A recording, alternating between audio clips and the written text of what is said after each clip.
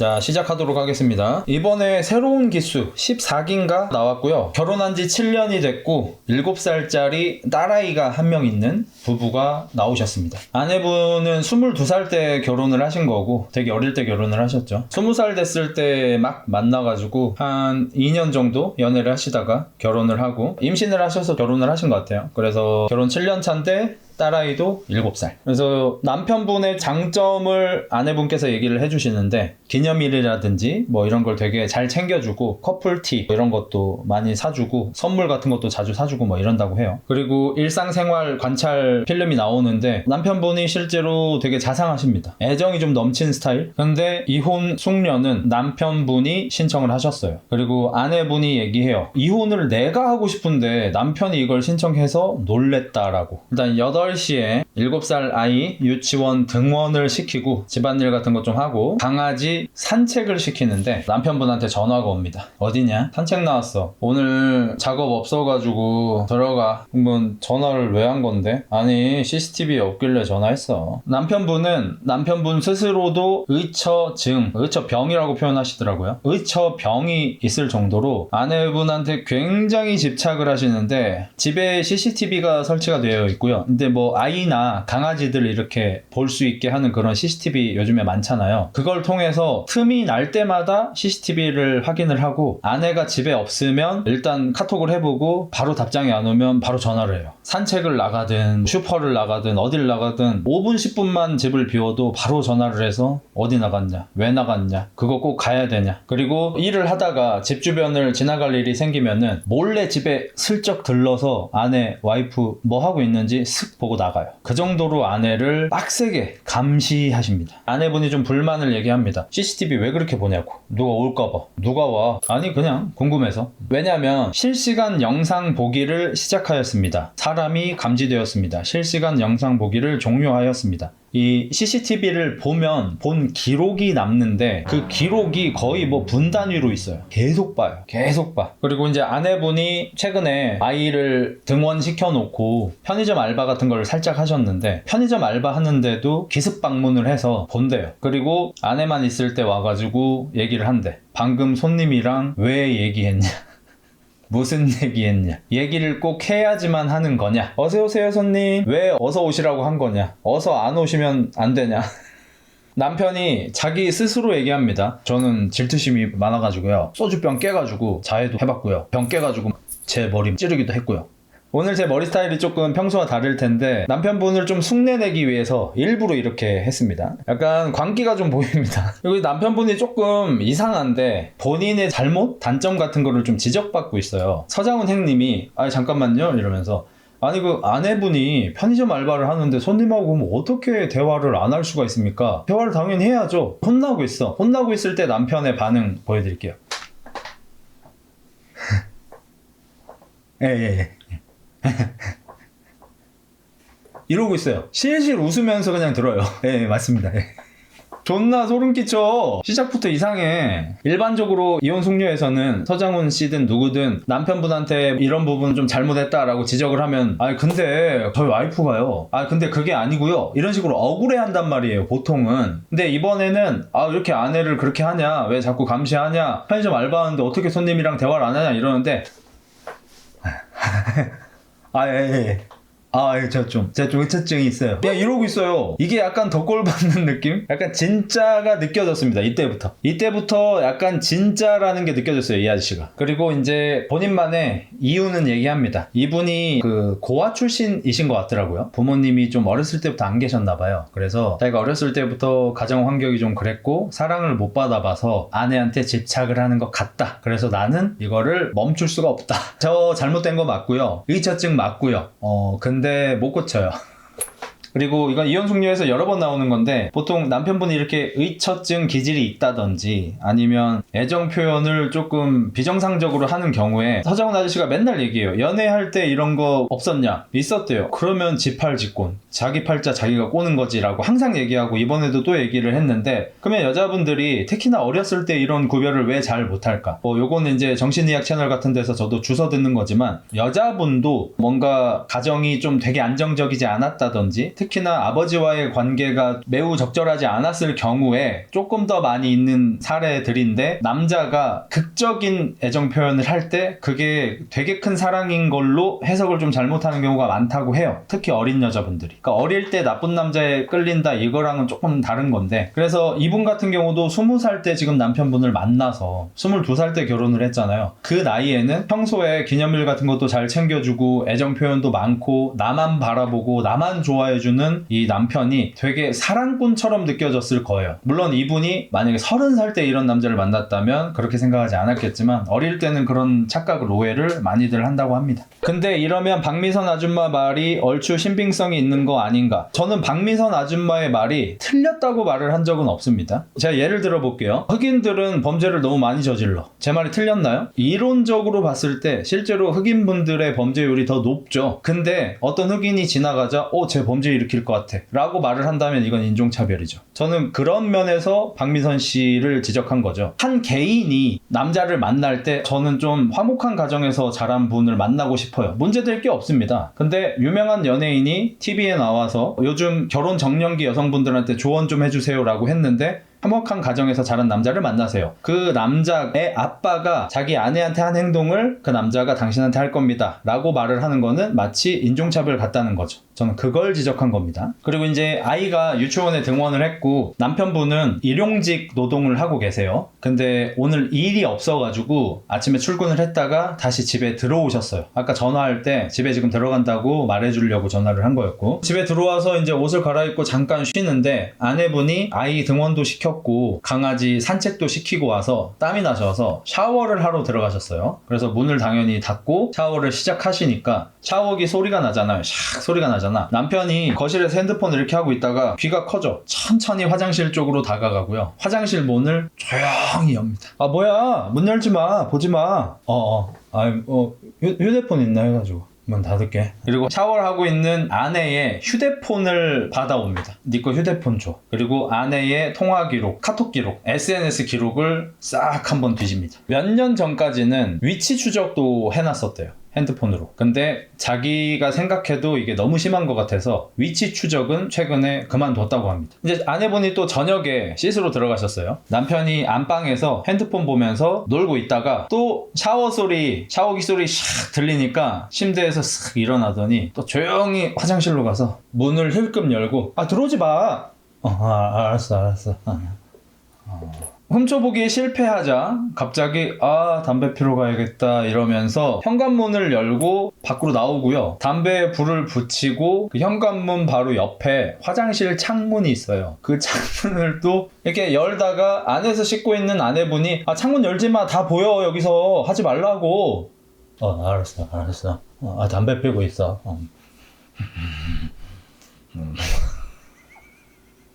VCR이 잠깐 끊기고 서장훈 씨 뿐만이 아니라 모든 분이 아내분 샤워하는 걸 왜 그렇게 보시는 거예요? 이상하잖아. 물어보니까 남편분의 반응이 일반적으로는 이렇겠죠. 그냥 뭐 좀 아내를 너무 좋아해서 봤습니다. 이게 아니야. 왜 이렇게 보시는 거예요?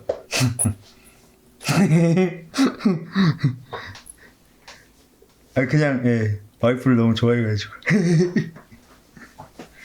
남편분이 얘기를 합니다. 이것 때문에 여기 나온 거라고. 내가 의처증이, 이 병이 너무 심해지고 있어서 고치고 싶어서 이걸 나왔다. 시종일관 계속 웃고 있어요. 서장훈 씨가 약간 불쾌해할 정도로 계속 웃습니다. 문제 지적을 해도 계속 웃어요. 그래서 지금 혼났어요. 그래서 지금 남편분은 아내분이 씻으실 때 화장실 문을 몰래 열어서 보다가 실패하셨고, 현관문 밖에 있는 복도 쪽 창문으로 몰래 보려다가 실패했잖아요. 남편분은 다시 집 안으로 들어오셔가지고 아내분이 벗어놓은 옷을 뒤지다가 모자이크가 되는 걸로 봐. 아마도 속옷을 집어들고 형 AV 보고 있는 거 아니지? 지어내는 거 아니고 진짜 리얼 지금 냄새 맡고 있어.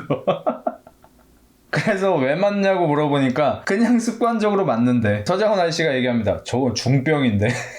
그리고 아내분도 조금 충격받았어요. 아내분도 VCR을 보다가 원래는 알고 있는 거라서 그냥 이러고 보고 있었는데, 문에서 한번 실패하고 창문에서 실패한 것까지가 내가 알고 있는 스토리야. 항상 이래. 내가 씻으러 들어가면 이 새끼는 항상 이래. 그래서 그냥 이러고 있었는데 옷을 냄새에 맡는 걸 보고는 옷 냄새에 맡는 거는 자기도 이번에 처음 알았다. 근데 존나 웃긴 게 뭔지 알아? 이 뒤에 폭력 남편이 있거든? 남편 중에 좀 폭력적인 사람이 있어. 예고편으로 잠깐 나온 거긴 한데 이 사람이 인터뷰를 하는데 아까 그 사람 거 봤을 때 어떠셨어요? 미친놈이죠. 냄새를 맡으면서 확인을 왜 해요? 이해를 못하는 거야. 그리고 현장에서도 아내분한테 너무 이상하지 않아? 대박이 뭐냐면 옆에 아내분이 그걸 듣더니 난 좀 좋을지도 뒤에 있는 부부 남편이 놀래가지고 괜찮다고? 그냥 뭔가 약간 사랑받는 느낌 들 것 같아.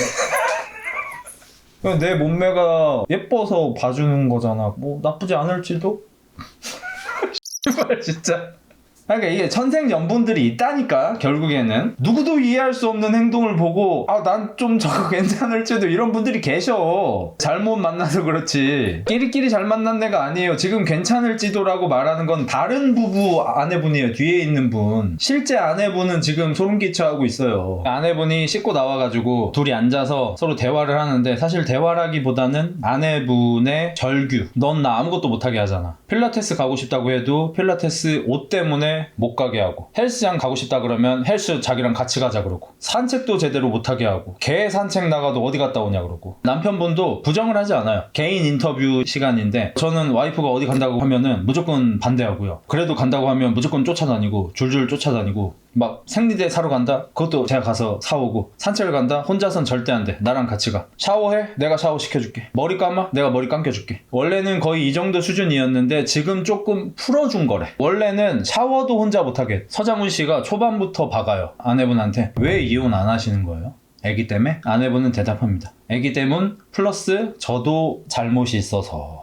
서장훈 씨가 화가 많이 났어요. 남편분한테 이럴 거면 혼자 살아라. 지금 뭐 하는 거냐. 이거는 병 중에서도 중병이다. 지금 정상이 아니다. 남편분. 웃지 마라. 웃으실 일이 아니다. 굉장히 진지하게 조금 화를 냅니다. 아내분은 결혼 7년 차이지만 아직도 29살이에요. 아직 20대야. 하고 싶은 게 많을 거 아니에요. 근데 산책도 못하게 하니까. 그래서 주변 사람들, 친구들 당연히 모든 관계 다 끊겼습니다. 남편이 못 만나게 하니까. 그래서 뭐 보험 설계사라든지 뭐 이런 거를 하고 싶었는데 남편이 계속 못하게 해가지고 집에만 있는다. 그리고 왜 이렇게까지 하냐. 집 상태를 보니까 경제적으로 그렇게 윤택해 보이지 않는데, 아내분께서 이제 애도 유치원 가고 하니까 경제활동을 하고 싶어 하는데 왜 경제활동을 못하게 하냐라고 물어보니까 남편이 뭐라 그러냐. 저희 아버지 왈 절대로 여자 손에 물 못 묻히게 해라. 서장훈 씨가 물어봐요. 아내분한테 집에 여유가 좀 있어요? 여유 없어요. 오히려 빚이 있어요. 그러니까 이게 제가 명언이라든지 조언 같은 걸 별로 안 좋아하는 이유가 뭐냐면, 되게 좋은 말도 그걸 해석하는 애가 이상하게 해석하면 결국에는 파탄 파멸이에요. 예를 들어서 저도 철학 같은 거 잘은 모르지만 니체 좋아한단 말이에요. 근데 그 히틀러가 니체를 존나 좋아해. 니체가 초인이 되라고 했겠다.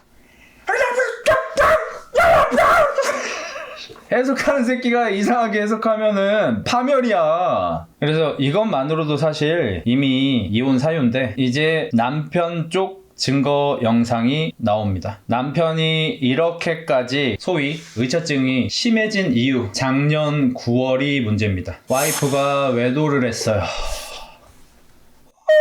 그러니까 이게 소위 끼리끼리 만난다 이런 말이 괜히 나오는 게 아니고, 외도를 했어 아내가.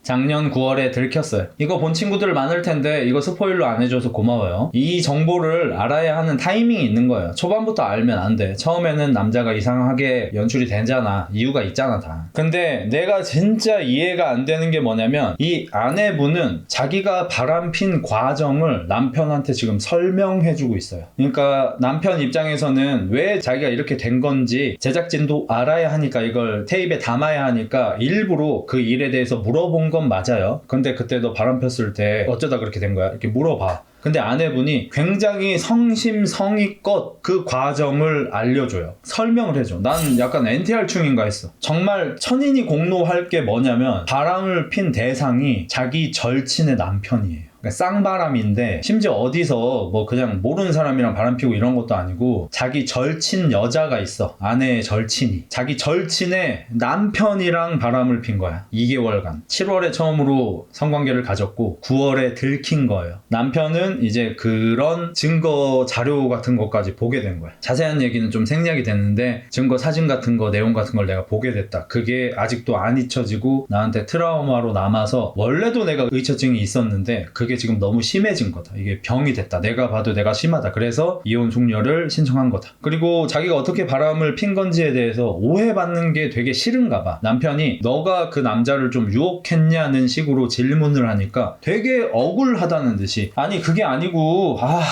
자리까지 고쳐 앉으면서 이렇게 편안하게 앉아서 내가 먼저 꼬시고 그런 건 아니라니까. 그리고 엄밀하게 따지면은 사귀거나 그런 건 아니야. 그냥 뭐 그 짓만 한 거지. 미안해하지 않아요. 뻔뻔해요.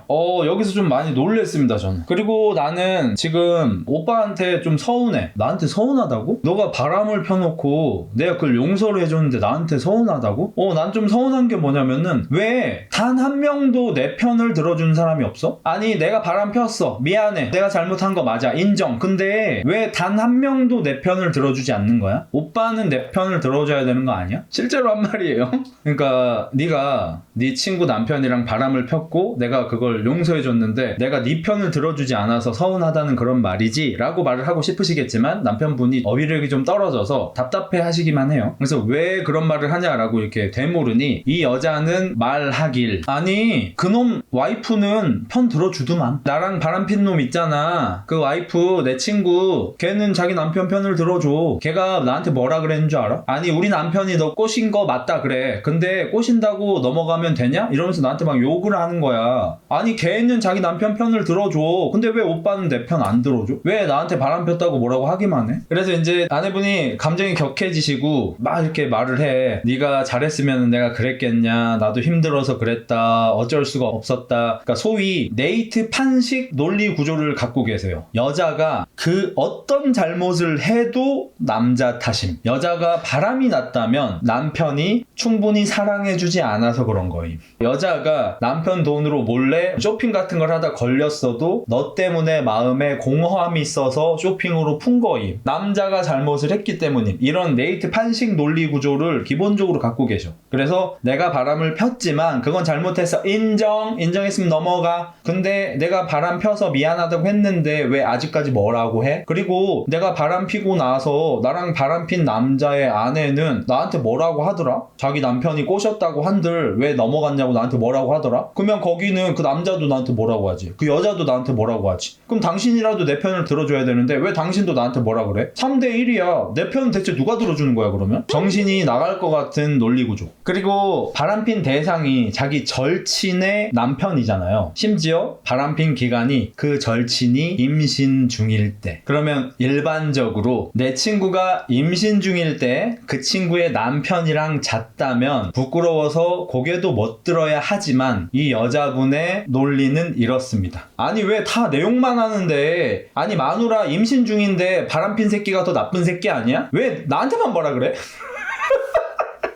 이제 기적에 놀린 것 같아. 그래서 남편이 NTR 이야기를 계속 들으니까 조금 화가 올라왔나 봐. 그래서 그러면 그놈이랑 살림 차리지 왜 그냥 헤어졌냐? 이렇게 물어보니까 뭐라고 하는지 아세요? 일반적으로 우리가 상상할 수 있는 건 그거야. 아니 내가 바람 피긴 했지만 사랑하거나 그런 건 아니었어. 그냥 일시적으로 그런 거야 라고 한다든지 야 막말로 나도 그러고 싶다. 근데 우리 딸이 있잖아. 딸 봐서 너 봐서가 아니라 딸 봐서 지금 돌아온 거다 라고 한다든지 다 나쁜 거지만 우리가 예상할 수 있는 대답은 이거예요. 근데 예상치 못한 대답을 합니다. 아내분은. 내가 그 남자를 놔주면 다시 원래 가정으로 보내주면 그 지영이 있잖아. 절친. 걔와의 관계를 다시 회복할 수 있을 줄 알았어. 와 진짜 이건 나의 상상력으로도 안 돼. 이런 대답을 상상할 수 없어 나는. 그러니까 자기 절친이 임신 중일 때 절친의 남편과 바람을 폈는데 관계를 더 이어가지 않고 끝을 낸 이유가 이 남자를 다시 보내주면 이 절친과 관계를 회복할 수 있을 줄 알았대. 왜냐면 나는 친구가 걔 하나밖에 없으니까. 근데 진짜 레전드가 뭐였냐면 박하선 씨는 아내분 편의 패널이잖아요. 그렇게 정해져 있는 거잖아요. 근데 박하선 씨가 계속 머리를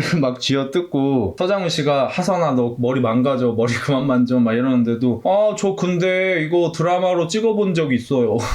어? 저 예전에 그 아침 드라마 했는데 이거랑 똑같아요. 제가 그 친구 남편하고 바람 폈고요. 사자 대면 했었고요. 머리 잡고 싸우고 막 그거 찍었는데 제가 그거 찍을 때도 약간 이게 맞나 싶었거든요. 근데 이게 실제로 이렇게 하는구나.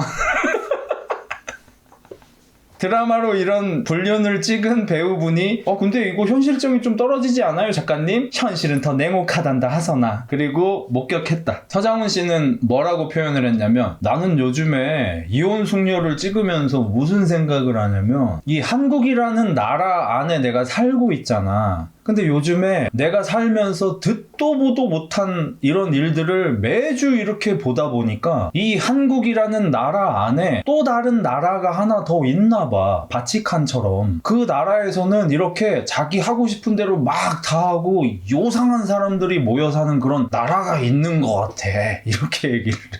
그래서 요약을 해보자면, 남편은 원래 약간 의처증 기질이 있었고 작년에 아내의 불륜 사실을 알고 그게 너무 심해져가지고 지금 이런 중증 지경까지 온 거예요. 그리고 아내분은 바람을 피고 나서 잘못했다, 미안하다 라는 얘기를 하기는커녕 이혼해달라, 그러니까 이혼해주면 될 거 아니야, 이혼 좀 해줘 라고 이렇게 나오고 있는 상태고, 남편분은 죽어도 이혼 못 해줌. 왜? 아내를 사랑함. 그리고 이제 좀 이런 분들이 내로남불이 좀 심하잖아요. 좀 여러 개 나오는데 시간 관계상 하나만 좀 소개를 시켜드리자면, 장모님도 자기 딸이 바람을 핀 거에 대해서 좀 두둔을 했나 봐요. 예를 들어서 저번 이혼 숙녀에서 아내분이 빚을 내고 돈을 끌어다 쓰다 걸리고 남편한테 애정 표현을 하다가 남편이 피곤하다고 하면 나 그럼 밖에 나가서 딴 남자랑 자고 온다, 이렇게 막 폭언을 하고, 이런 거에 대해서 남편이 장모님과 식사를 하는 자리에서 따님이 좀 심하지 않습니까? 라고 물어보니까 장모가 서방한테, 아니 근데 김서방 얼마나 못났길래 마누라한테 그런 소리나 듣고 사나? 이랬잖아요. 그때 우리가 경악을 금치 못했어. 그냥 자기 딸을 무조건 편드는 그런 엄마죠. 여기선 아직 안 나오는데 좀 그런 건가 봐요. 자기 딸이 바람을 폈는데도 딸을 좀 두둔했나 봐. 그래서 남편이 아내랑 얘기를 할 때 근데 장모님도 웃긴 게 오빠 지금 뭐라 그랬어? 너 지금 뭐라 그랬어? 네가 하는 행동이 더 웃겨. 장모님도 웃긴 게 지금 장난치냐? 그게 지금 장모님한테 할 소리야? 어른한테 할 소리야? 너보다 나이 한참 많은 우리 엄마한테 그게 할 소리야? 예의 지켜. 너 진짜 예의 없어. 남편은 어떤 문제 제기를 하려고 해도 말빨이 딸려요. 말을 잘 못하셔 남편분이. 그러면서 야, 우리 엄마만 내 편 들었냐? 니네 엄마도 똑같아. 니네 엄마는 뭐 다를 것 같아? 팔은 안으로 굽는다고. 니네 엄마도 네 편 들었겠지. 너 행동 보잖아. 네가 하는 짓 보잖아. 니네 엄마 아빠 성격 다 나와. 말빨로 조져버려. 남편은 말을 좀 잘 못해서 여자가 막 쏘아대면은 그냥 어버버 이렇게 해요. 서장훈 씨가 효에 대해서 굉장히 중요하게 생각하시잖아요. 그래서 화가 나서 VCR을 끊습니다. 아내분한테 이제 뭐라고 하죠. 아니, 본인의 어머니를 너네 어머니도 웃긴다 라는 말을 해서 예의가 없다느니 하며 남편한테 이렇게 지적을 할 거면, 본인도 남편의 부모님한테 니네 엄마 니네 아빠 너한테서 니네 엄마 아빠 성격이 보인다 이런 무례한 얘기를 안 해야 되는데 왜 내로남불 하시냐. 근데 아내분은 어차피 의미가 없는 게 그니까 이혼하고 싶다고요. 제가 잘못한 거 오케이 그러니까 이혼하자고요 그냥. 그러니까 답이 없어요. 이 여자분은 자기가 잘못한 거 오케이 인정, 그러니까 제발 이혼해줘. 저 잘못했다고요? 오케이 알았어요. 그러니까 이혼 좀 해주세요. 그러니까 답이 없어요 어차피. 그리고 자기는 충분히 오해를 풀었고 잘못한 건 사과도 다 했고 하는데 계속 바람핀 거 얘기를 왜 하냐. 나는 이제 더 이상 잘못 빌 것도 없고 그런 얘기 하지 마라 뭐 이런 거예요. 그리고 네가 정 억울하면은 밖에 나가서 너도 돈 주고 하고 와라. 내가 너 밥도 차려줘야 되고 잠자리도 해줘야 되고 애도 키워줘야 되고. 그럼 나는 식모 플러스 몸 파는 여자냐? 내가 왜 너한테 그걸 해줘야 되는데. 그러면서 화를 존나게 냅니다. 너 음식물보다 못한 놈이잖아. 네가 어떤 놈인지 카메라에 다 까발려. 내 것만 자꾸 이렇게 얘기하지 말고 이러면서 화를 오히려 역으로 엄청 내세요. 그리고 저는 바람피는 걸 되게 싫어하는 사람입니다. 불륜 같은 거를 되게 극혐하는 사람이에요. 근데 정말 놀랍게도 여러분, 저도 제가 이런 말을 할 줄 몰랐는데 이번 이혼 숙녀는 여태까지와 좀 다르게 3부 구성이에요. 여태까지는 원래 좀 덜 잘못한 사람 걸 보여줘. 그래서 그 사람을 우리가 비판하게 만들어. 근데 알고 봤더니 다른 분은 더 심한, 더 큰 잘못이 있더라. 우리가 그걸 보면서 와, 이 사람이 더 빌런이었네. 이게 이제 이혼 숙녀의 기본 포맷인데, 이번에는 남편 잘못을 보여주고 나서 아내 잘못을 보여줘. 심해. 바람피고 저렇게 한다고 미쳤다. 근데 3부가 준비되어 있는데 3부는 다시 남편 잘못이 나오거든요. 저도 제가 이럴 줄 몰랐는데 아마 살면서 처음일 겁니다. 저도 이런 거 정말 상담 많이 해봤고, 불륜 관련된 거 나오면 무조건 저는 비판하는 사람인데도 불구하고 진짜 처음으로 얘기하는데, 와이프가 바람핀 게 이해가 됩니다. 저 아마 살면서 처음 얘기해보는 걸 거예요. 바람핀 거 이해된다는 얘기를. 그 이유 지금부터 말씀드리겠습니다. 일단 남편분은 현재 일용직을 하고 계십니다. 그리고 비가 오니까 일거리가 없어서 이러면서 쌍욕을 하시면서 이제 집으로 들어오십니다. 그리고 인터뷰가 나오시는데, 자기가 원래 성격이 좀 그래가지고 한 곳에서 오래 일하지 못하는 성격이다. 그리고 뭔가 어디 취직을 해도 뭐 나한테 이렇다고 자르고, 말투가 어떻다고 자르고, 뭐 성격이 어떻다 하면서 자르고, 그냥 직장 같은 데에서 잘 적응을 못한다. 그래서 그냥 일용직 하고 있다. 그래서 그날도 비가 와서 일을 못하고 집에 돌아옵니다. 그러면 이제 문제가 세금 같은 것도 지금 못 내고 있는 상태고, 현재도 지금 세금이 3개월째 밀려있고, 전기세도 밀려있고, 가스세도 밀려있고, 수도세도 밀려있고. 그래서 비 와서 공치고 들어오는 길에 그 편지함에 요금 통지서가 와 있어요. 본인도 확인을 해요. 근데 그걸 보더니 제작진한테 뭐라 그러냐면, 저는 일단 돈이 좀 없으면은 세금을 안 내는 편이에요. 저 같은 경우에는 그 성격이 놀고 싶으면 놀고, 먹고 싶은 거 있으면 먹고, 그런 걸 하는 와중에 뭐 세금을 내야 한다? 그런 걸 좀 안 내는 편입니다. 제 성격이 좀 그래요. 이게 왜 성격이냐고. 세금을 안 내고 싶은 성격이 있다는 걸 이번에 처음 알았어요. 세금 낼 돈이 없다. 세금을 내고 싶지만 진짜 돈이 없습니다가 아니라, 저는 세금을 좀 안 내는 성격이라 놀고 싶을 때는 세금을 낼 돈으로 놀러도 가고 먹고 싶은 것도 먹어야만 하는 그런 성격입니다. 그러면서 최근에 저랑 비슷한 말을 합니다. 세금 연체될 수도 있죠. 사람이 언제 죽을지도 모르는데 재밌게 살다 가야죠. 최근에 제가 좀 하는 말이죠. 아니, 그냥 나는 즐겁게 살다가 재밌게 행복하게 살다가 죽고 싶다. 사람이 언제 죽을지도 모르는데 그냥 옛날처럼 끙끙거리면서 걱정이나 하면서 살고 싶진 않다라고 말을 하며, 최근에 오토바이도 사고 맥라렌도 사고 했지 않습니까? 근데 저는 이런 사람들 들으라고 그런 말 하는 게 아니에요. 절대 오해하시면 안 됩니다. 왜냐하면 저는 맥라렌도 현금으로 90% 내고 산 거예요. M2도 100% 현금 내고 산 거예요. 제가 빚을 내서 사는 게 아니에요. 세금 낼 돈을 삥땅 쳐서 내는 게 아니고, 세금 낼 거 내고, 생활비 와이프 줄 거 다 주고, 내가 해야 할 것들 직원들 월급이랑 다 하고 내는 돈으로 그렇게 즐기고 사는 거지, 세금을 안 내고 생활비를 안 주고 한다는 게 아니에요. 이건 사실 욜로도 아니에요. 능력 밖에 소비를 하는 거는 욜로도 아니지. 그러니까 이게 너무 답답한 게 뭐냐면, 지금 오후 1시예요. 그러니까 비 와가지고 오전에 와서 집에 들어와서 이제 씻고 밥 먹고 12시 1시가 됐어. 아무 걱정이 없어, 남편이. 지금 집이 좀 경제적으로 별로인 상태고 전기세를 3달이 밀린 상태예요. 근데 아무 걱정 없이 핸드폰 보면서 이러고, 와이프 씻으러 들어가면은 홈초보다 걸리면은 빨래통 가가지고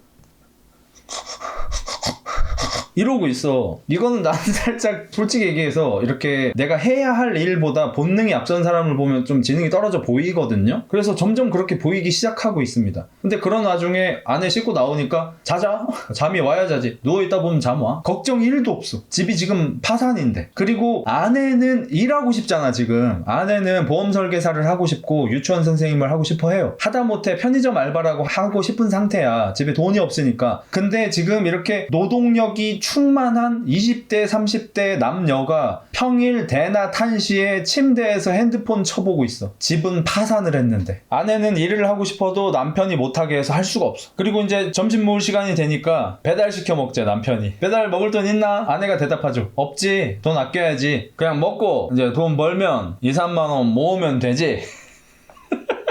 아내가 얘기합니다. 한 달에 식비가 3, 400이 말이 되냐? 와... 남편 벌이가 한 300만 원 정도 돼요. 근데 한 달 식비가 3,400이야. 하루 일당이 14만 3천 원이고 이렇게 일이 없거나 비가 오거나 하면 일을 못하니까 한 달에 20에서 25일 정도 일을 한대요. 근데 항상 오버 지출. 애는 7살짜리 딸이 있습니다. 남편 인터뷰가 나옵니다. 배달 음식 자주 시켜 드세요? 일주일에 배달 4일, 외식 3일, 그리고 야식은 일주일 7일. 저는 야식은 반드시 먹어야 합니다. 서장훈 아저씨는 이제 이해를 아예 못하죠. 아니 300을 버는데 식비 3,400을 어떻게 쓰십니까? 남편은 그냥 또 웃고 있고요. 아내분이 이제 얘기를 하는데, 그러니까 짜장면을 하나 시켜 먹어도 짜장면만 시키는 법이 없고 항상 군만두, 탕수육까지 시켜야 하는 사람이래. 깐풍기도 시켜야 하는 스타일이래. 풀 세트로 시켜야만 한대. 남편분 살 안 쪘어요. 말랐어요. 남편이 이제 웃으면서 얘기를 합니다. 그러니까 서장훈 아저씨 거 먼저 할게요. 남편분, 아니 한 달에 300만 원 버시는데 식비로 한 달에 3,400을 쓰는 사람이 세상 천지 어딨어요. 그러시면 안 돼요. 진짜 애기도 있고 이러는데. 제가 어렸을 때 좀 없이 자라다 보니까 먹는 거에 대해 약간 집착이 있습니다. 먹고 싶은 거는 못 참아요, 저는. 먹어야 직성이 풀립니다. 사람이 언제 죽을지도 모르는데 먹고 싶은 건 먹고 살아야죠. 아내분이 집이 파산 상태니까 도저히 안 돼가지고 연습장에다가 이렇게 상황을 좀 써요. 예를 들어서 똑순이라고 합시다. 블러 처리가로 나오는데 똑순이한테 하루에 2만원, 3만원씩 우리가 줘야 되잖아. 패널들이 강아지인가 보다. 저도 이거 보면서 그 와중에 개한테 하루에 2, 3만원을 써? 이게 맞나 싶은 거야. 집이 지금 파산 상태인데 개 키우는데 돈이 저렇게 많이 들어가나? 우리 흑구가 대형견인데도 그렇게 많이 안 먹는데 여기는 소형견이거든? 근데 알고 봤더니 남편이 맛있는 거 먹고 싶어가지고 뭘 시켜달래. 아내가 말했어. 돈이 없다고. 자기가 내가 구해올게 이러더니 어디서 50만 원을 구해왔대. 그래서 한 달 동안 배달을 맛있게 시켜 먹었대. 근데 나중에 알고 보니까 일수 돈을 썼대요. 사채예요, 사채. 이거 여러분 아시죠? 어디 시골 동네 같은 데 가면은 일수 명함을 오토바이 타고 다니면서 이렇게 던지는 분들이 있어. 그 사람들 보면은 이름을 다 친근하게 만식이 일수, 똑순이 일수 이렇게 해서 그 뒤에 보면은 표로 100만 원 빌리면은 하루에 얼마씩 곱하기 며칠 뭐 이런 식으로 써 있는 데가 있어. 그 전화해가지고 현금을 쓴 거야. 이거 사채예요, 이거. 그러니까 배달 시켜 먹고 싶어서 사채를 써. 그거를 이제 친구한테 빌렸다고 거짓말을 했는데 일수였대. 100만 원 받았대. 100만 원. 그래서 하루에 2만 원씩 뭐 60일 정도 갚겠죠. 이자가 있고 하니까. 그런데 주말에 또 외출을 하기로 합니다. 그러니까 남편은 무조건 토요일, 일요일은 외출을 해야 된대. 반드시. 일을 쉬고 외출을 반드시 해야 돼. 주말에 한 번은. 그러니까 우리 가족이니까 놀러 다녀야 돼. 사람이 언제 죽을지 모르는데 방구석에만 있으면 됩니까? 놀러 다니고 추억을 쌓고 해야지. 그래서 딸내미도 있고 하니까 동물원을 가기로 합니다. 그래서 나가면서 이제 아내가 얘기를 해요. 자기야, 우리 밥은 먹고 나가자. 왜? 우리 돈도 없고 그러니까 좀 돈 아낄 겸해서 밥 먹고 나가자. 이러면 남편이 삐져요. 자기는 맛있는 거 먹고 싶다고. 밖에 나가서 맛있는 거 먹고 싶다고. 돈이 없어. 그럼 삐져. 사람이 언제 죽을지 모르는데 먹고 싶은 건 먹어야 되는 거 아니냐면서 삐져요. 그리고 아직까지 안 나오긴 하는데 남편이 약간 폭력성이 있거든요. 여기에서는 와이프가 더 적극적으로 남편을 말려야 하는 거 아닌가 이렇게 생각이 드는데 알고 보니까 남편이 약간 폭력성이 있어서 아내가 말릴 수가 없습니다. 강한 폭력성입니다. 소주병 깨고 자해도 하고요. 유리 창문 막 주먹으로 쳐서 손 다 찢어지고 이러기도 하고요. 그다음에 아내분을 폭행한 적도 있고 애도 때린 적도 있고 그럴 정도의 폭력성을 가지고 있어서 아내가 적극적으로 말리지도 못해요. 그래서 이제 차를 타고 가면서 이따가 가는 길에 맛있는 거 먹자. 돈 없는데 나 돈 많아. 돈? 오빠 돈 있어? 200원. 200원 있대. 근데 너 카드 있잖아. 카드 긁으면 되지. 그리고 가는 길에 주유를 하는데도 기름 2만원만 내도 된다면서 어차피 내 차 아니잖아 이러면서. 자, 동물원 가는데 쓴 돈 현재 렌터카 8만원 곱하기 2일 16만원. 서장훈 아저씨가 극대노를 합니다. 아니 동물원을 3인 가족이 가는데 렌트카를 꼭 빌려야 돼요? 예, 동물원이 조금 멀리 있어. 아니 멀고 말고 버스 타고 가시면 되잖아요. 대전에 살거든. 저기가 대전동물원이 아니고 세종 쪽에 있는 동물원. 아니 대전 바로 옆에가 세종이잖아. 버스 타고 가시면 되잖아. 왜 꼭 렌트카를 빌려야 되냐고. 사람이 언제 죽을지 모르는데 여행 갈 때는 편하게 가고 싶은 편입니다. 오케이. 그러면 동물원을 1박 2일로 가신 거예요? 아니요, 당일치기로 갔다 왔습니다. 근데 차는 왜 이틀을 빌리신 거예요? 좀 여유 있게 빌리는 걸 좋아하는 편입니다. 빠듯하게 차를 반납하기 싫어서 이틀을 빌린대. 서장훈 씨가 정말 조언을 해주는데 저렇게 하다 큰일 난다, 사채도 쓰고 진짜 큰일 난다 얘기해주는데 남편분은 계속 예. 근데 먹고 싶은 건 먹어야죠. 그리고 서장훈 아저씨가 말이 안 통할 것 같으니까 딱 한 가지 조언을 해줍니다. 근데 그럴 것 같으면은 제가 남편분한테 말씀드리고 싶은 거는 이렇게 사시려면은 온 가족이 진짜 건강하셔야 돼. 누구 한 명 아프는 순간 이 균형이 급격하게 무너지고 온 가족이 다 불행해지실 거예요. 그러니까 진짜 건강하셔야 돼요. 와, 정말 진짜. 아내가 이제 슬쩍 얘기를 꺼내요. 비 오고 막 이러니까 또 곧 있으면 장마고 이런데 계속 일을 못 하잖아. 그래서 뭐 아르바이트 같은 거라도 좀 하는 게 어때? 라고 물어보니까 난 알바 못 해. 난 놀아야 돼. 난 놀고 싶을 때 못 놀면은 불행해져. 그래서 또 이제 패널분들이 저도 어렸을 때 힘들어 봤어요. 그렇다고 가정이 있고 딸도 있고 이러시면 안 되죠. 근데 제가 어렸을 때 가난하게 살고 막 그러다 보니까 먹고 싶은 건 먹어야 되고 놀고 싶을 땐 좀 놀아야 되고 좀 그런 성격이에요.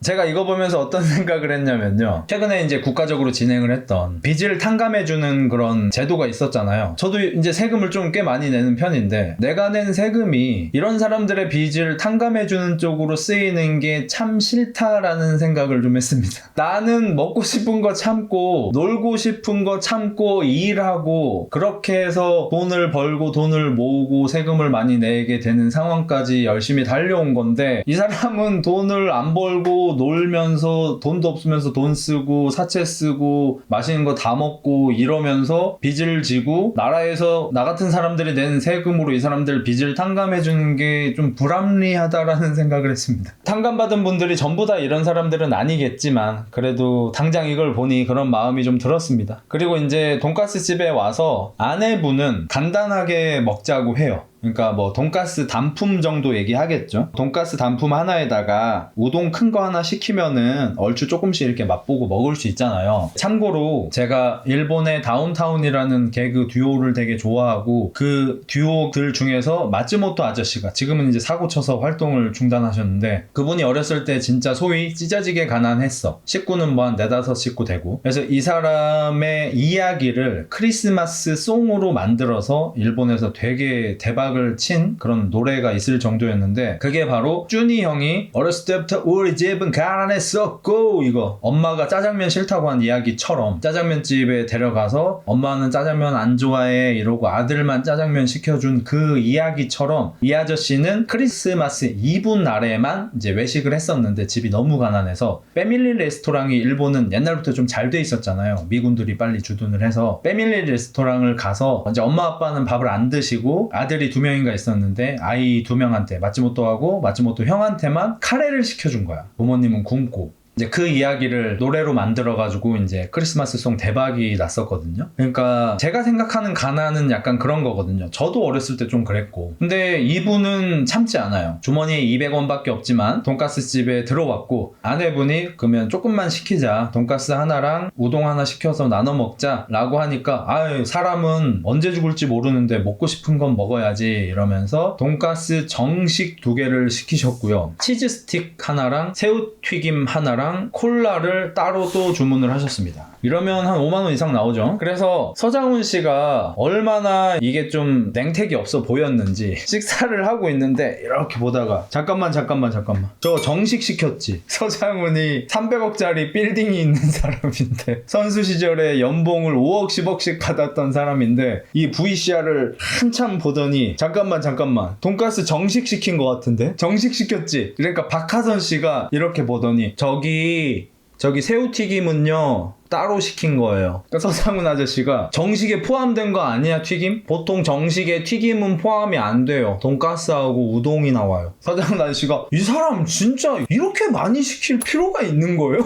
이발 300억짜리 건물 가진 아저씨가 난 밥 먹는 거 보면서 정식 세트 시켰는지 단품 시켰는지 감시를 하고 있으니 이게 와 진짜 이러면 안 되잖아. 근데 진짜 맛있게 먹어요. 되게 행복해 보이긴 해요. 엄청 맛있게 먹어. 그리고 이제 슬슬 남편의 잘못이 본격적으로 나오기 시작하는데 아내분은 유산만 5번 하셨어요. 남편도 인정합니다. 자기 때문에 스트레스 받아서 유산을 많이 했다고. 그리고 아내분이 되게 서러웠던 적은 유산을 해서 너무 슬픈데 남편이 와가지고 너 유산한 거 내 탓하면 되겠네 이러면서 위로는커녕 되게 그렇게 안 좋은 얘기를 했다고 해요. 그러면서 유산 원래 많이들 한다. 너만 유산하냐? 힘든 척 좀 그만해라 막 이런 식으로 이제 반응을 해서 너무 많이 충격을 받았대. 어렸을 때. 그때 나이가 이제 20, 21 이런 나이 땐 거예요. 아내분이. 서장훈 씨가 또 답답해서 아니 그럼 그때라도 헤어지셨어야죠 라고 말을 하니까 그러려고 했는데 지금의 딸이 생겼대. 그리고 약간 삐처리가 나오면서 이렇게 나오는데 이렇게 사랑꾼이면서 그때 왜 그렇게 하셨냐라고 물어보니까 아 그때는 아니었어요. 그때는 제가 이혼을 하고 싶었고 와이프가 이혼을 못 해주겠다고 하니까 그래서 그게 너무 화가 나가지고 그렇게 좀 말을 못되게 했고 그래서 제가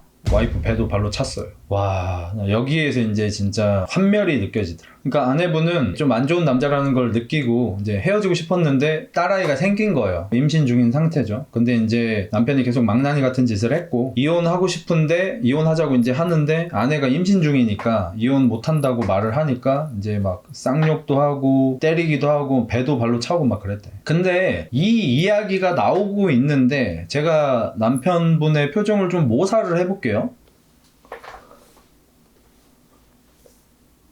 아내분 때렸어요? 네. 아니 그 임신한 아내를 어떻게 그럴 수가 있어요? 아 그때는 제가 이혼하고 싶어가지고 아니 그러니까 이혼하고 싶은데 네가 뭔데 이혼 안 해줘 약간 그런 마음이었습니다.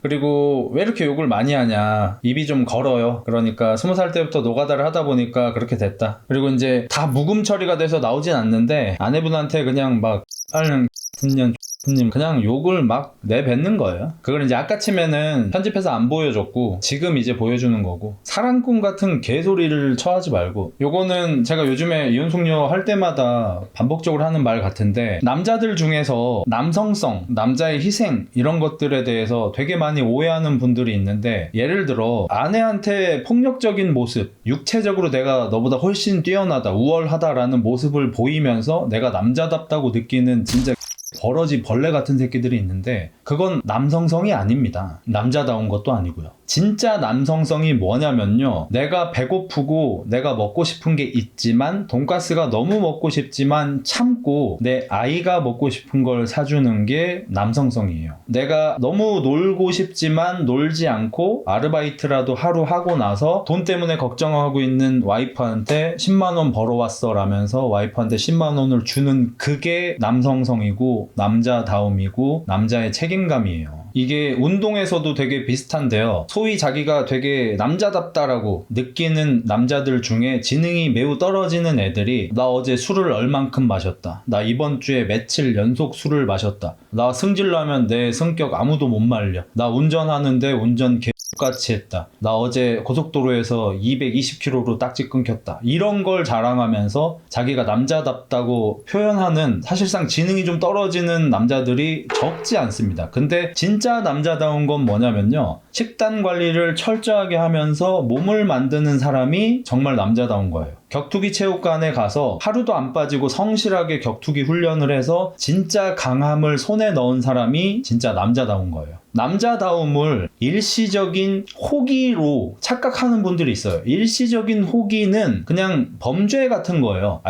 하고 저지르는 행동은 남자다움이 아니고 강함이 아니에요. 충동이에요. 욕구고 이걸 못 참는 사람은 지능이 떨어지는 게 맞아요. 진짜 남자답고 강한 사람들은 당장의 호기나 충동을 참지 않고 폭발시키는 사람이 아니라 그런 것들을 인내하고 꾸준히 오랫동안 노력해서 남들이 잘 얻지 못하는 걸 성취해내는 사람이 진짜 남자답고 능력이 있는 알파 메일인 거예요. 이걸 착각하시면은 지능이 떨어지는 게 맞으세요. 그래서 그 레드필 지식 같은 걸 비판하는 어떤 지식 지식인인 외국인이 그런 말을 했어요. 지금 레드필 지식에서 얘기하는 알파 메일은 굉장히 많이 오해되고 있다. 왜냐하면 레드필 지식에서 말하는 그 알파 메일, 여자를 때려도 여자가 자기 곁에 남게 하는 그런 마성, 아무 여자랑 막 자는, 그리고 충동적으로 지가 하고 싶은 거 다 하는, 참지 않는 그런 건 알파 메일이 아니다. 그게 알파 메일이라면 알파 메일이 가장 많은 곳은 감옥이다. 알파 메일은 그게 아니고, 실제로 알파 메일이라는 단어를 최초로 쓴 사람은 침팬치 연구하는 과학자였고, 그 과학자는 알파 메일을 침팬치 리더를 칭하면서 처음으로 사용한 단어고, 침팬치 리더는 싸움을 잘하는 애가 아니라, 전투력이 높은 애가 아니라, 맞짱을 잘 뜨는 애가 아니라 현명해서 지혜로워서 싸움을 제일 잘하지 않지만 나이가 어느 정도 있으면서 무리를 이끌 수 있는 지혜를 가진 침팬치를 알파 메일이라고 부른 거다라고 정정해줬죠. 그럼에도 불구하고 앤드류 테이트 빡빡이 새끼를 추종하면서 그냥 예쁜 여자랑 야스하고 싶은 마음을 알파 메일 같은 걸로 둔갑시켜서 조선시대가 지금보다 훨씬 더 살기 좋은 세상이었다고 개 잡소리 짓거리는 새끼들이 알파 메일의 정의를 같이 유린하고 있는 거예요. 실제 알파 메일은 가정을 만들고 가정을 지키고 하고 싶은 걸 참고 해야 할 일을 하고 남들이 어려워하는 일을 하는 거지, 누구나 다 할 수 있지만 범죄이기 때문에, 해륜이기 때문에 참는 행위를 충동적으로 해내면서 욕설을 뱉어내면서 나는 알파 메일이라는 착각을 제발 좀 안 했으면 좋겠어요. 그리고 이제 아내분의 어머니가 잠깐 들리셨어요. 경찰서에서 또 전화가 왔대. 전화 왔지. 수시로 전화 오지. 그래. 보호관찰도 받아야 돼. 남편은 현재 보호관찰 중입니다. 교육도 받으러 다니고 있고요. 그 이유는 아기가 있는 상황에서 폭력적인 모습을 보여서, 그러니까 남편이 폭력적인 모습을 보이면 아내분이 무서우니까 아기랑 같이 방에 숨는데, 그리고 문을 잠군대. 근데 남편분이 몇 번이나 그랬고, 한 번은 너무 폭력성이 심하게 나와서 문을 막 주먹으로 다 때려 부시고 피가 낭자하고 이렇게 됐는데, 안에서 무서워서 이제 경찰에 신고를 했고, 경찰이 와서 이건 아동학대다 라고 해서, 그리고 이거는 한두 번 이렇게 된 게 아니고 여러 번 이렇게 반복되다 보니까 딸내미는 또 이 장면을 기억하고 있어요. 딸내미랑 인터뷰를 하는데 7살짜리 딸인데, 아빠는 무서워요. 뭐가 무서워요? 저 더 어릴 땐데 아빠가 다리 다칠 때 쓰는 그걸로 문 막 부시고 그랬는데 그때 많이 무서웠어요. 애기가 다 기억하고 있어요. 그래서 현관문이 유리인데 그거 때려 부시다가 자기 손에 피 났다고 오히려 웃으면서 자랑하듯이 얘기를 하고, 서장훈 아저씨가 이제 저랑 똑같이 반응하죠. 서장훈 아저씨는 몸무게 130kg 나가는 맥도웰하고 싸우고 이랬던 사람이고, 상남자들하고 진짜 전투를 했던 90년대 꼴밑 전사였는데, 솔직히 이런 사람들이 와이프하고 애기들한테 센 척하는 거 보면 얼마나 진짜 가짱겠습니까? 그래서 서장훈 아저씨가 온갖 짜증나는 표정으로 진짜 세상 찌질한 일, 남자가 힘으로 완력으로 막 여자 어떻게 하고 약자 괴롭히고 이런 일, 그건 진짜 하시면 안 돼 라고 말을 하는데, 그걸 듣는 남편의 표정을 그대로 제가 따라해 보겠습니다. 최대한.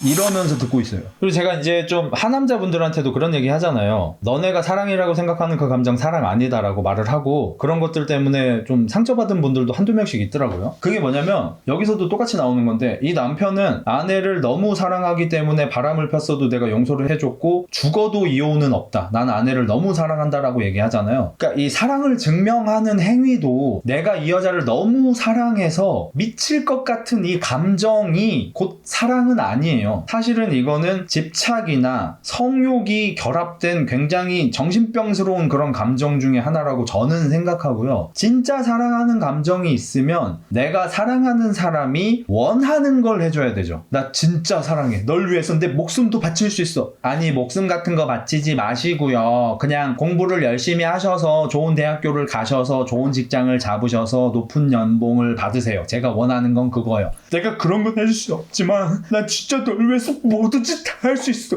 내가 지금 죽어버릴까? 나 지금 확 그어버릴까? 나 진짜 죽어버린다. 내 사랑을 증명하기 위해서 뭐든지 다 할 수 있어. 아니, 그런 거 하지 마시고요. 진짜 사랑 증명하고 싶으면 변호사 돼보세요. 아, 그건 좀. 진짜 사랑 증명하고 싶으시면 의사가 돼서 돌아오세요. 아, 그건 좀. 뭘 다 할 수 있대. 다 못해. 너 뭘 다 할 수 있다는 거야. 너 다 못한다니까. 다 하긴커녕 네가 할 수 있는 건 되게 한정적이야. 집착적이고 폭력적인 모습밖에 없어. 누구나 다 할 수 있지만 안 하는 짓을 하면서 모든 뭐든지 다 할 수 있다고 네가 착각하고 있는 상태고, 진짜 네가 뭐든지 다 할 수 있는 상태라면 그 여자를 차지하기 위해서 공부를 해야 돼. 하루도 빠짐없이. 그 여자를 차지하기 위해서 네 몸을 가꿔야 돼. 멋지게 가꿔야 돼. 근데 그거 못하잖아 너. 근데 뭘 다 할 수 있대. 흑자 명언, 너 되게 잘 져. 이것도 그렇죠. 여기 이제 이따가 남편 얘기로 또 나올 건데 그때 얘기해보죠. 남편이 이제 인터뷰에서 얘기하는데 제가 최대한 비슷하게 해볼게요. 저는요 제가 막 너무 화가 나잖아요. 그러면 경찰에 제가 저를 신고를 합니다. 왜냐면 저는 한번 화가 나면 누가 저를 말려야 돼요. 제 스스로 저를 주체를 할 수가 없어요. 저는 한번 화가 나면 진짜 장난 아니거든요. 그래가지고 저를 말려줄 수 있는 그런 사람이 필요합니다. 멋지다. 씨발 알파메일 존나 멋지다. 와, 이런 것들이 씨발 남자인 척 하는 게 난 너무 꼴받아. 그러면서 뭐 유리창 깨다 다친 상처, 소주병 깨서 자기 몸 그은 얘기 이런 걸 막 하는 거야. 그러면서 이제 서정원 아저씨가 그러다가 진짜 큰일 난다. 그러다 임자 한번 만나면 진짜 큰일 난다 이러는데 뒤에 폭력 남편이 있거든. 아직 스토리가 나오지는 않은. 그 폭력 남편이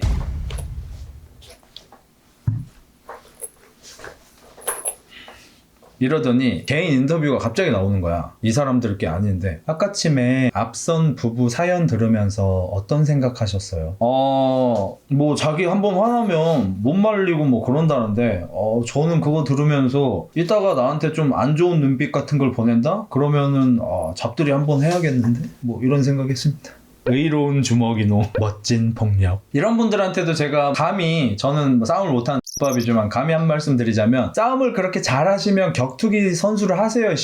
정신 새끼들아, 제발 좀. 그러니까 실제로 싸움을 잘하는 사람들이 모인 곳이 있잖아요. 거기에 가서 당신의 능력을 증명하세요. 싸우고 싶지 않은 사람들한테 가서 싸우면서 네가 싸움 잘한다고 날 떨지 마시고요. 사실 밥이니까 격투기 대회 못 나가시는 거잖아요. 요즘에 생활체육대회도 존나 많은데. 그러니까 저는 이런 사람들을 좀 싫어해요. 그러니까 사회적으로 만약에 싸움을 잘하는 게 되게 높은 가치를 지닌다고 하면 많은 사람들이, 저 역시 격투기 수련을 열심히 하겠죠. 그게 사회적으로 높은 가치가 있으니까. 근데 사회적으로 우리는 합의 약속을 했어요. 그 약속이 뭐죠? 법이, 경찰이 당신들의 육신을 보호해 줄 테니 경제활동을 열심히 하세요. 돈을 버세요. 자본주의 사회입니다 라고 다 같이 약속을 했잖아요. 그래서 싸우면 불법이잖아요. 그러니까 우리가 다 같이 격투기 체육관에 가서 격투기 수련을 하지 않고 칼질하는 연습을 하지 않고 집에서 총을 만드는 그런 행위들을 하지 않는 거잖아요. 이렇게 많은 사람들이 싸움을 잘하고 싶지 않은 세상에서 혼자서 싸움에 몰두하면서 사람들한테 시비를 걸고 자기가 이기면 나는 존나 싸움을 잘해, 이런 사람들이 존나 싫어요. 만약에 이렇게 싸움을 잘하시면은 격투기 대회를 쳐 나가시라고요. 존 존스 만나면 눈도 못 쳐다볼 거면서. 네가 김동현이세요? 정찬성이세요? 아니잖아요. 그냥 싸움을 못하는 사람보다 싸움을 잘하는 거잖아요. 싸움을 잘하는 사람보다 싸움을 잘하는 게 아니고. 무협지 세계관이네. 그니까 무협지에서 칼질을 잘하는 사람을 보고 제가 싸움 잘하는 거 가지고 되게 폼 잡네 라고 하지 않잖아요. 왜냐면 무협지는 칼싸움을 잘하는 게 높은 가치를 지니고 있다고 합의가 된 곳이잖아, 중원이라는 곳은. 그래서 뭐 장모님한테도 쌍욕을 하고, 아내한테도 쌍욕을 하고, 애한테도 쌍욕을 하고, 장모님한테 씨발 너도 나가 이러면서 욕을 했대요. 그래서 박하선 씨가 너무 화가 나가지고 막 이러니까 그걸 보고 있는 남편분, 그러니까 약간 그 김종민 씨랑 표정이 좀 비슷하거든요. 닮진 않았는데 김종민 아저씨가 항상 이렇게 웃으면서 종민아 라면 좀 끓여라. 예? 지금요? 그러면 지금 먹지? 해. 약간 김종민 아저씨가 이러잖아. 근데 이 아저씨는 김종민 아저씨하고 표정만 똑같지 하는 짓은, 와이프 왜 때렸어요? 예? 장모님한테 욕 왜 했어요? 에? 돈 없는데 왜 돈가스 집에 가서 정식 시켰어요? 사람이 언제 죽을지도 모르는데 먹고 싶은 건 먹고 살아야 되지 않습니까? 에? 빨 지금 진짜 어둠의 김종민이라고. 형 일지는 필요한 것 같아요. 이제 장모님하고 와이프의 잔소리 공격을 좀 당하고 밖으로 나갑니다. 그리고 카톡으로 아내분한테 욕설을 퍼부어요. 그래서 왜 그러냐 그러니까 자기가 이렇게 폭언 욕설하는 걸로 상담을 받았는데 소위 이제 말하는 능력이 좀 떨어지다 보니까 와이프랑 대화할 때 적절한 의사소통이 안 되고 그러면 화가 쌓이다 보니까 욕설을 막 하게 된다. 그래서 하고 싶은 말이 많은데 답답할 때는 문자를 활용해 보시는 게 어떨까요? 라고 전문가한테 들은 거야. 그걸 듣고 한다는 게 와이프한테 안 좋은 잔소리를 듣고 씨발 이러고 밖에 나가서 담배 피면서 씨발 나한테 뭐라고 하지 말라고 나만 잘못했냐 씨발 너도 바람 폈잖아 그리고 니네 엄마 나한테 왜 자꾸 그러는데 씨발 존나 레전드긴 하네. 그거 추천해준 전문가는 이거 보면서 진짜 그거 그렇게 하는 거 아니라고. 박하선 씨는 뭐 거의 인류애를 잃으신 것 같고 그리고 이제 화가 안 풀렸는지 그 길로 이제 밖으로 나가거든요. 그러니까 아내분이 이제 속마음을 좀 얘기를 합니다. 남편이 집을 비운 사이에 저도 지금 7년 동안 정말 많이 참으면서 살아왔다. 저는 바람 피운 거 자랑이라고 나가고 싶겠어요? 그걸 다 까발리면서 내 얼굴에 먹칠을 하면서까지 나가는 거는 이혼을 아무리 해달라고 해도 이혼을 안 해주니까 이걸 출연해서 남편이 좀 나아지길 바라는 마음 그리고 만약에 여기 나와서도 진짜로 안 되면 그때는 진짜로 이혼을 할 수 있겠다 싶어서 나온 거라고. 제가 바람피고 이런 거 자랑스러워서 나온 거 아니라고 말을 합니다. 그리고 자기가 오늘 막 이렇게 화를 내면서 아까 일부에서 아내분이 되게 막말을 많이 했잖아요. 자기 바람을 정당화시킨다든지 이런 말들 그런 말을 한 이유도 사실 남편이 되게 나쁜 사람인데 오늘 내 잘못만 계속 들춰내면서 나를 살살 긋고 본인이 잘못하는 그런 행동들을 지금 안 보여주고 있어서 너무 화가 나서 그래 빨리 보여줄게. 내가 얼마나 나쁜 년인지 그래 네 원하는 대로 보여줄게. 약간 이런 반항심에 그렇게 했던 거래. 그리고 이제 남편의 나쁜 모습들이 실험 카메라 24시간 48시간 좀 지나고 나니까 이제 슬슬 나오기 시작하는 거예요. 이제 와이프가 그렇게 집에서 울고 있는데 차를 타고 나가거든요. 운전 시작부터도 심상치 않아요. 지금 후진했다가 차를 빼는 게 굉장히 폭력적인 운전 스타일입니다. 제작진도 따돌린 채로 나가는데 카메라가 못 쫓아가서 마이크만 지금 수신이 되고 있는 상태거든요. 아 짠 기분 개더럽네. 빨년들이 싸움 붙이고 지랄이야. 같은 새끼들이 왜 나한테만 지랄이야 새끼들이 빨년들. 인터뷰가 나옵니다. 저는 제가 화를 푸는 방법이 있습니다. 제가 운전을 하면서 화를 풉니다. 이러고 나가. 아까쯤에 동물원 갈 때부터 이제 운전 자료 화면들이 나와요. 지금 이제 나간 거는 카메라가 못 따라가서 찍지를 못해가지고 오디오로 계속 욕하면서 지금 운전을 하고 있고 아까 동물원 갈 때도 뒤에 지금 딸내미가 타고 있고 옆에 아내가 타고 있는데도 계속 욕하면서 빨년 왜 이렇게 천천히 가냐 미가 뒤졌나 빨년이 그렇지 여자네 여자들을 면허증을 주면 안 돼 아이 빨년들 비보호자회전인데 왜 기다리고 있어 이 같은 새끼야 아이 빨 내려서 확 죽여버리 빨 새끼 막 이러면서 운전을 하고 있어. 그리고 이제 아내분이 딸도 있으니까 그만해라 그리고 속도 좀 늦춰라 너무 빠르다 사고 나면 어떡하냐. 남편은 얘기합니다. 운전할 때는 뭐 딸이나 와이프 생각은 안 드는 것 같습니다. 와이프를 너무 사랑해서 뭐든지 다 할 수 있다고 하는 남자가 와이프를 너무 사랑하고 바람핀 걸 용서해 줄 정도로 나는 와이프를 너무 사랑한다 앞으로 잘 문제를 해결해서 행복하게 살고 싶다라고 말을 하면서 아내는 어느 정도까지 얘기하냐면 교통사고가 나서 나하고 딸이 둘 다 죽어야지 당신은 그 버릇 고칠 거라고 말을 할 정도로 운전을 과격하게 합니다. 근데 이거 지적받는 동안에도 계속 웃어요. 서장훈 아저씨 화났어요. 지금 웃어요? 웃을 때야? 서장훈 아저씨 화났어 지금. 그러면서 이제 되게 웃긴 얘기를 하는데 저는 누가 저 앞질러 가는 거 못 봐요. 저는 무조건 따라잡아야 돼요. 그 차로 누가 나를 앞질러 가는 걸 못 참고 나는 무조건 내가 앞으로 가야 되는 성격이면은 돈을 더 벌어야 되지 않겠냐? 그 차로 X발 그러니까 난 이런 게 너무 이제 좀 웃긴 거야. 내 사랑하는 여자를 위해서 뭐든지 할 수 있다면서 공부는 못해. 사랑하는 여자를 위해서 목숨까지 바칠 수 있다고 말을 하지만 좋은 직장에 취직하는 건 불가능해. 그냥 목숨만 걸어. 성격이 누가 저를 못 말리는 성격이래. 근데 격투기 대회는 안 나가. 자기는 어디 가서 져본 적이 없대. 근데 격투기 대회는 절대 안 나가. 자기는 운전을 하면 자기 앞으로 차가 가는 걸 절대로 못 봐준대. 차 뭐냐? 이거 K3냐? K3를 타며 장난치냐? 어떤 차가 내 앞으로 가는 걸 도저히 못 참으면 페라리를 타든 테슬라 2억짜리를 타든 제로백 1.9초짜리를 타든 너무 사랑해서 뭐든지 다 할 수 있으면 가서 의사 변호사가 돼서 돌아오라니까. 씨발 지금 당장 충동적으로 할 수 있는 일밖에 못하면서 뭘 자꾸 자기가 대단한 사람인 척을 하냐고. 그리고 지금 집이 파산 상태인 거 아시죠? 전기세도 지금 3개월 동안 못 낸 거 아시죠? 한 달 평균 과태료가 40-40만 원이래요. 자차가 없는데. 주말마다 렌트카 빌려서 동물원 놀러 갔다 오는데 한 달에 과태료가 평균 30-40만 원. 말고 이게 씨발 지금 와... 이걸 어디 소설에다가 코미디로 써도 이런 사람이 어딨냐고 할 거야 진짜. 온천지 속도 위반 과속이에요. 그리고 이제 사실 가장 문제의 장면이 나오는데 딸한테 그렇게 애정이 없는 것 같아요. 딸내미가 장난을 걸어도 화내고 욕도 하고, 이제 딸이 술래잡기 하다 지나가다가 컵을 쳐서 컵이 떨어졌고 컵이 안 깨졌어요. 스탠컵이야. 근데 야 너 이리 와봐. 이리 와봐. 이렇게 할 거야?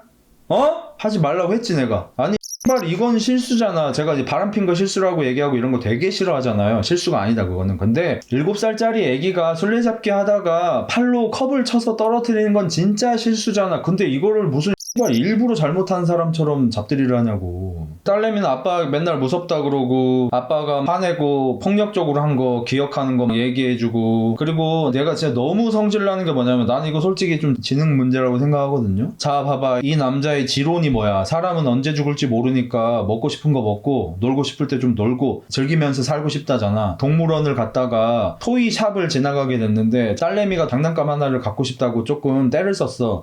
이발 길바닥에서 딸내미 머리를 때리면서 야 나 지금 너 때문에 기분이 더럽다 지금. 어? 내가 떼 쓰지 말라 했지. 울지 마라 이발. 어? 내가 하지 말라 했지. 이러면서 핸드폰 같은 걸로 막 자꾸 머리 때리고. 아니 씨발 새끼야, 너는 돈도 한 푼 없는 새끼가 돈가스 처먹고 싶다고 돈가스를 사 처먹었잖아. 그러면 씨발 다른 장난감을 못 사주냐? 나는 이게 너무 화가 나요. 그러니까 이거는 나는 솔직히 지성으로 본능을 못 억누르는 사람이면은 저는 지능 문제라고 생각하거든요. 아니 지만 중요하잖아. 결국에는 차 운전 난폭하게 할 때도 뒤에 딸이 위험하든 말든 지만 중요해. 세금 안 내고 먹고 싶은 거 처먹어야 돼. 놀러 갈 때 편하게 렌트카를 빌려야 돼. 그러면 딸내미가 뭐 사고 싶은 것도 돈이 없지만 사줄 수 있어야 하는 거잖아. 제가 예전에 한때는 엄마에 대해서 좀 안 좋은 면이라고 생각했는데 지금은 오히려 내가 좀 미안하고 엄마가 힘들었겠다라고 생각한다라고 말했던 에피소드가 하나 있죠. 오래전인데 아직도 사실 좀 기억이 나는 게, 제가 고등학교 1학년인가 2학년 때쯤이었는데 그때 제가 이제 많이 심적으로 힘들 때였잖아. 그러다 보니까 애니메이션이나 일본 드라마나 영화 같은 거에 엄청 빠져들어 있을 때예요. 실제 생활보다 거기에만 빠져 있을 때고, 그때 제가 CD 라이트기가 되게 사고 싶은 거예요. 지금은 다들 실시간으로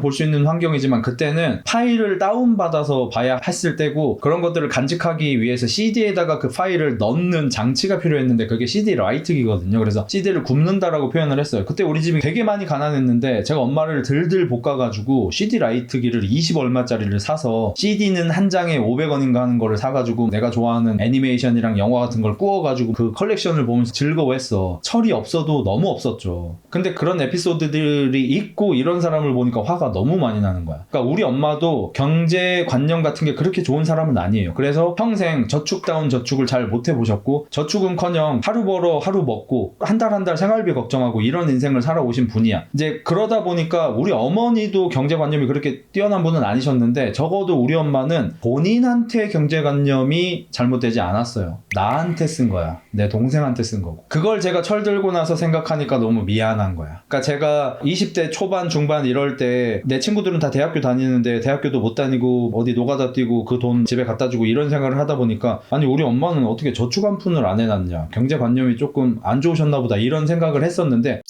지금 생각해보니까 엄마가 자기 옷을 사고 자기가 먹고 싶은 거 먹고 그러느라고 저축을 못 하신 적이 진짜 단 한 번도 없는 것 같아요. 1회도 없는 것 같아요. 전부 다 그냥 내가 치킨 먹고 싶다고 하니까, 내 동생이 피자 먹고 싶다고 하니까 없는 돈으로 시켜주고, 내가 컴퓨터 사야 된다고 하니까 내 동생이 게임기 사고 싶다니까 그거 사주느라 그렇게 가게가 빵꾸가 난 거지, 단 한 번도 자기한테 돈을 쓴 적이 없어요. 그거 이제 알게 되니까 이제 너무 미안하고 그런 거야. 그래서 제가 최근에는 이제 우리 엄마를 당연히 금전적으로 좀 자유롭게 해드리고, 그 다음에 엄마가 노래 듣고 이런 거 좋아해서 콘서트 같은 것도 보내드리고 뮤지컬 같은 것도 보내드리고 이렇게 한단 말이에요. 마치 어릴 때 나한테 엄마가 해줬던 것처럼. 내가 받은 건 적어도 돌려줘야 될 거 아니야, 부모님한테. 그 정도는 해요. 그냥 그 정도 도리만 하고 있어요. 되게 살갑게는 내가 못하더라도. 근데 씨발 하물며 7살짜리 딸한테 지는 돈도 없는 새끼가 돈가스 처먹고 렌트카 빌리고 지 하고 싶은 거 다 처하면서 7살짜리 딸이 장난감 사고 싶다고 하니까 머리를 때리면서 쌍욕을 하면서 길바닥에서 지금 이게 진짜 사람이냐 이게? 제가 아까 침에 그 얘기했죠. 제가 살면서 처음 얘기해본다. 바람핀 게 이해된다고.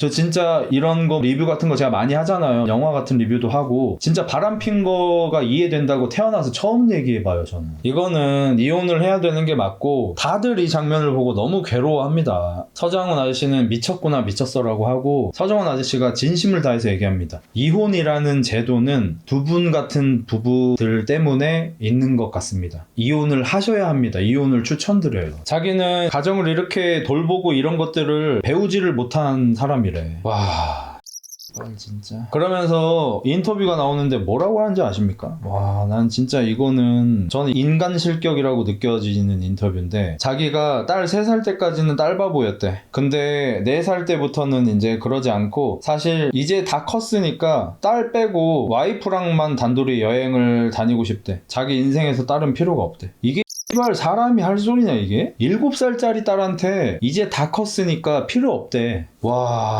씨발 이게 진짜 살아 숨쉰다 이런 게. 솔직히 이거는 인간 실격 아니고 동물 실격일 것 같아. 동물도 아니래. 동물도 자기 자식한테 이러진 않아. 그러니까 일부에서 아내가 바람을 폈음에도 불구하고 소리를 지르면서 당당하게 그러니까 이혼을 해달라고 막 소리를 지르는 게 이해가 되는 부분입니다. 그리고 아내분도 진짜 문제가 뭔지 아세요? 이혼하고 싶은 마음이 얼마나 되냐 물어보니까 70%래. 이게 씨발 이건 또 말이 되냐? 어떻게 이렇게 되는 거야? 아니 우리 솔직해집시다. 지금 남편이 무슨 외모가 엄청 잘 나기를 했어. 돈을 잘 벌기를 해. 성격이 좋기를 해. 뭐 재밌기를 해. 아이한테 좋은 아빠이기를 해. 아무것도 능력을 가진 게 없고 무슨 의처증에 관음증에 폭력성에 쌍욕에 애는 없었으면 좋겠다 그러지. 아니 뭐 이런 거랑 살면서 이혼하고 싶은 마음이 70%인 거는 뭔 거야 이건 대체.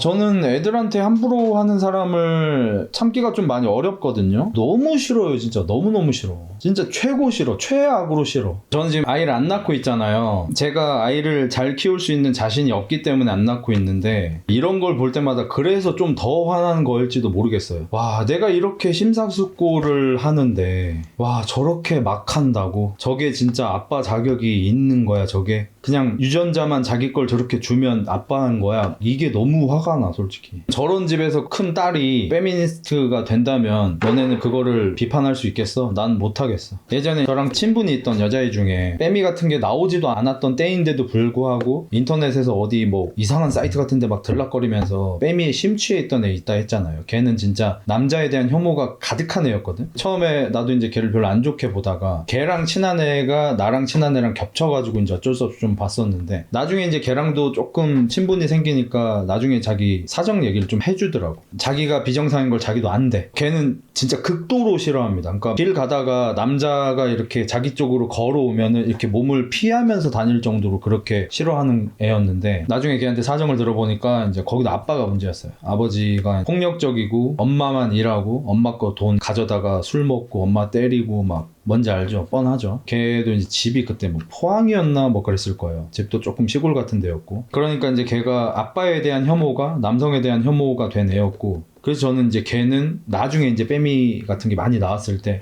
걔가 그런 거였구나. 나중에 알고 걔는 진짜 어쩔 수가 없네. 빼미 인정이다. 약간 이런 생각을 좀 했거든요. 예전에는 심지어 이제 저런 아빠들이 좀 많았죠. 솔직히. 그러니까 소위 싸질러 놓고 육아는 아내가 전부 다 하고 그렇다고 경제 능력이 있나? 경제 능력도 없어. 한량같이 사는 남자들이 꽤나 많았죠. 그리고 아마 지금의 젊은 남성들이 분노하는 포인트가 바로 그걸 거예요. 그러니까 여자들을 힘들게 한 남자들이 지금 50대, 60대, 70대 이쪽에 있단 말이야. 아니 지금 20대인 남자들이 혹은 30대 한 초중반쯤 되는 남자들이 뭘 여자를 힘들게 했겠어. 힘들게 할 기회 자체도 없었는데 여태까지.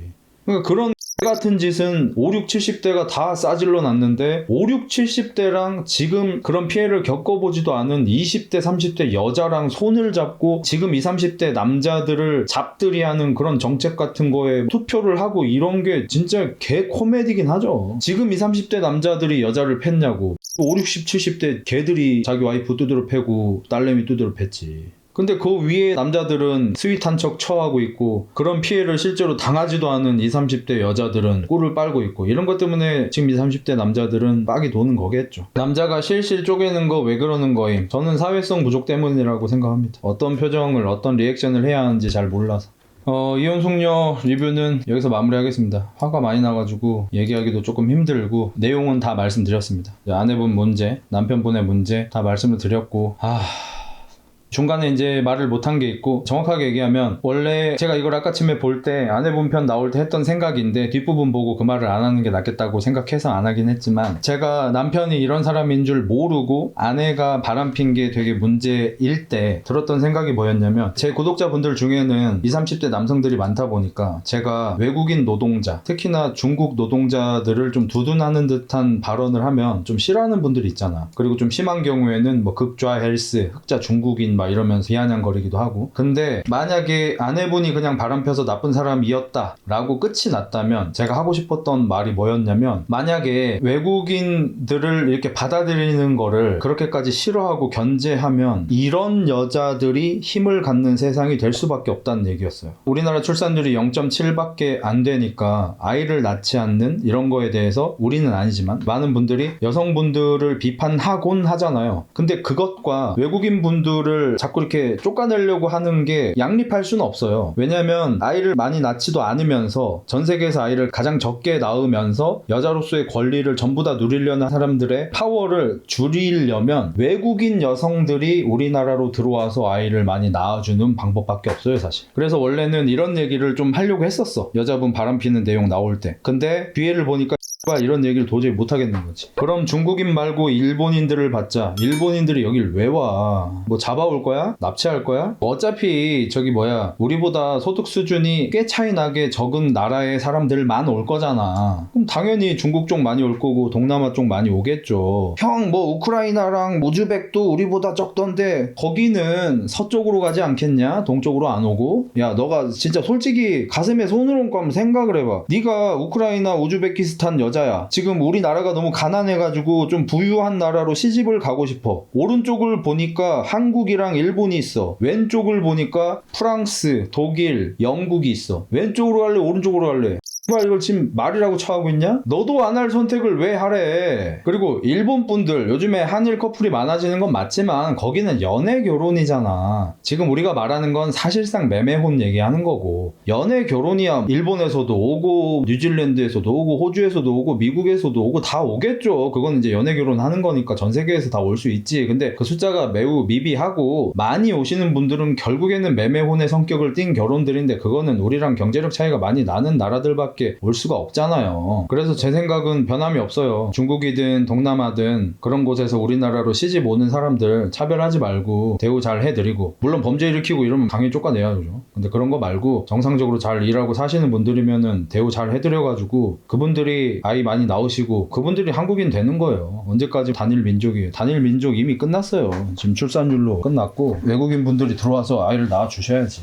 그리고 만약에 중국이나 동남아 계속 이렇게 안 좋아하실 거면 나중에 만약에 진짜 그분들 안 오고 더 먼 데서 오시면은 더 힘들 수도 있어. 저기 난민 쪽 많이 오면은 진짜 위험해질 수가 있어. 중국 동남아가 선녀야. 이동훈 너무 당연하고 선택의 여지가 없음. 캐나다 거리에도 인도인밖에 없음. 영국, 프랑스, 독일 흑인이 반임. 그나마 내가 기본 유럽 국가 중에 백인밖에 없는 건 아이슬란드 정도. 우리나라도 이제 받아들여야 함. 지방은 이미 외국인들이 많이 채우고 있고 선택권이 없음. 선진국가 돼가는 거임. 여기 청주만 해도 전 좀 외곽지 쪽에 있잖아요. 외곽지 이렇게 좀 나가고 오토바이 타고 드라이브하고 이러면서 돌아다니면은 외국인 친구들이 자전거, 오토바이 이런 거 타면서 돌아다니고 특히나 이제 일 끝날 시간쯤 되면은 한 6시 이때쯤 됐을 때 교회 쪽에 있는 편의점 가면은 외국인 친구들 테이블 같은 데에서 음료수나 과자 같은 거, 맥주 같은 거 이렇게 마시고 있어요. 흔합니다 이제. 여러분이 사는 곳에 따라서 외국인이 많이 있는지 없는지 체감 정도가 너무 차이가 많이 나는데 지방은 지금 외국인 분들은 이미 엄청 많아요. 그것만 확실히 하면 될 것 같아. 범죄 저지르면 추방, 그걸로 역차별을 받을 여지가 좀 있지만 우리나라도 이제 많이 선진국이 돼서 옛날처럼 외국인 노동자 차별하고 돈 안 주고 때리고 이런 일은 이제 많이 없어졌을 것 같고, 저도 이제 회사 운영하시는 분들 중에 외국인 분들 쓰고 이런 분들한테 얘기 들어보면은 이제 임금 같은 거 절대로 차별해서 줄 수가 없다고 하더라고요. 제도적으로 다. 그래서 그런 것들은 이제 잘 지켜주면서 대신에 이제 범죄 저지르면 바로 추방 절차가 있게 되면은 범죄는 많이 예방할 수 있을 것 같아요. 요즘에 이제 여기 청주 쪽만 해도 고깃집 알바는 아마 베트남 분으로 보이는 분들, 뭐 다른 나라일 수도 있습니다. 아무튼 동남아 분들로 보이는 분들이 서빙을 많이 하십니다. 한국어도 메뉴 정도만 외우면 되니까 또 금세 적응하시더라고요. 그래서 이제 저도 괜히 세종으로 이사 가고 싶다고 얘기하는 게 아니라 결국에는 동네마다 차이가 날 수밖에 없어. 그러면 헉자야 외국인들 이렇게 받자고 해놓고 너는 외국인들 많이 없는 세종 가서 산다고? 라고 생각하실 수 있는데, 저는 외국인들을 딱히 싫어하진 않지만 시끄러운 사람은 싫어하거든요. 그리고 저는 편견이 아니라 제가 겪은 실질적 경험에 의해서, 저는 구미에서 오래 살았잖아요. 구미에서 외국인 노동자 친구들을 많이 봤고 그들과 같이 빌라에서 원룸 투룸에서 살아본 결과 딴 건 모르겠고 시끄러워서 싫어요. 그렇기 때문에 시끄럽지 않은 동네를 선호하고, 그래서 세종을 선호합니다. 솔직하게 말씀드릴게요. 위선 떨지 않을게요. 세종은 왜 외국인이 적음? 공무원의 도시잖아요. 공무원들이 살기 좋은 주거 시설들이 있겠죠. 그 시설들은 비싸요. 외국인 노동자분들이 살기에 세종은 너무 비쌉니다. 그리고 세종이라는 도시 설계 자체가 애초에 그런 것들을 많이 막아놨겠다 싶은 게 빌라가 거의 없습니다. 저도 처음엔 모르다가 어느 순간 좀 눈치를 챘는데 배달 오토바이가 너무 없는 거예요. 그래서 뭐지 왜지 싶었는데 생각해보니까 빌라가 없어. 제가 세종을 꽤 자주 가거든요. 저 어제도 세종 갔다 왔죠? 어제 F1 보고 왔잖아요. 세종 가서 보고 왔어요. 빌라가 없어요. 외국인 노동자들이 살려면 빌라가 있어야 돼. 원룸이 있어야 돼. 공장도 다 외곽에 있고 세종에 없죠. 다 바깥에 있죠. 세종이 조용해요. 제가 다녀본 곳들 중에서 가장 살기 좋은 곳입니다. 그래서 가고 싶었고 이제 포기했고, 모르겠다. 내가 계속해서 이렇게 좀 지금 정도 수입을 유지한다면 한 5년쯤 뒤에는 갈 수 있겠죠.